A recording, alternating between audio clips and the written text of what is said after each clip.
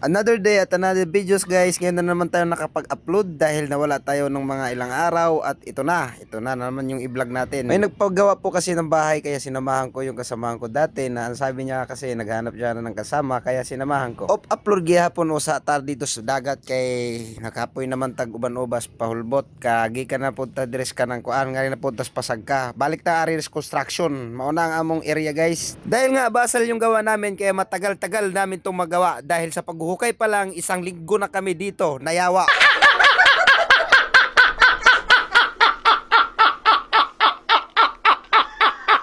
Ito na yung sinabi ko ng pagbubungkal namin ng lupa na walang katapusan. O nga pala guys, yung binubungkal pala namin yan, yung tie beam yan po, nang papunta doon sa poste kabilaan kasi crossing po kasi yung tie beam na yan. Kaya para matibay po, pinapatibay talaga kasi ng may-ari ang paggawa. Malapit na rin pala kami dyan matapos sa paghuhukay para makapag-umpisa na namin yung pagbabakal. Kaya ito guys, makikita nyo naman yung sa paligid, yung yung site na yan, yan baliwalong poste yan. Yung panahon na yan guys, maaliwalas lang tingnan pero mainit yan guys. Grabing init dyan, makakapoy talaga. Ngayon guys, ipapakita ko pala yung butas ng lalim ng aming poste. Yan yung nahukay namin guys. 110 po yan yung lalim, 110. Tapos may tie beam pa po yan. Tatlo yan, bali tatlo. Tapos doon naman sa kabila, tatlo din. Tapos dalawa kabilaan. Bali 8 lahat yan, bali 8. Ang galing! Ang galing! Oy, kay alas 12 naman, luksungan o sa nato deres bay-bay kay para mamaak. Mga ono sa takay dahil mapas mo ta maabot ang pagpakapas mo dito na imbis na kita magkotkot kita na lang no ito ilubong dito sa atong kikotkot.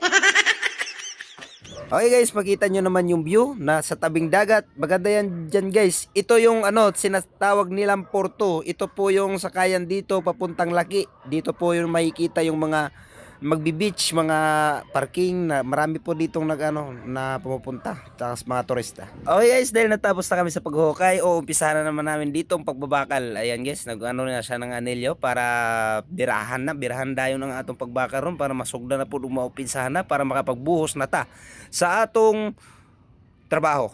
Bitaw. Di ay magbantay sa mga inday nagtabisay akong laway tungod sa matahong mong panagbuhay. Hello guys, dalawa lang po pala kami dito nagtrabaho ngayon kasi yung kasama namin hindi pumasok. Dagdagan nyo pa yung yayayain ninyo kasi hindi nyo kakayaning mag-isa. Kung dalawa man kayo, baka puro sigaw lang yung gagawin.